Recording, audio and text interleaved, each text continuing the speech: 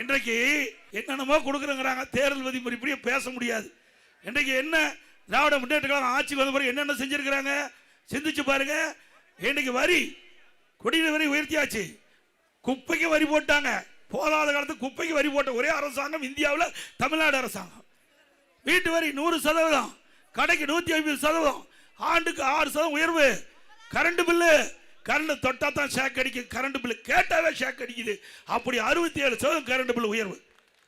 எவ்வளவு விலை உயர்வு. இதை கட்டுப்படுத்துறதுக்குள்ள இந்த அரசாங்கத்தில் எந்த வித முயற்சி எடுக்கல. விலைவாசி அரிசி 1 கிலோ 30 ரூபா ஏறியாச்சு, எண்ணெய் 1 லிட்டர் 60 ரூபா ஏறியாச்சு, பருப்பு 1 கிலோ 60 ரூபா ஏறியாச்சு. எல்லா உணவுப் பொருள் விலை வெண்ணை முட்டுக்கிட்ட அளவு உயர்ந்து போச்சு. இதை தடுப்பதற்கு வக்கில்லாத கையிலாகாத திறமையற்ற முதலமைச்சர் தமிழகத்தை ஆண்டு கொண்டே கண்டார்.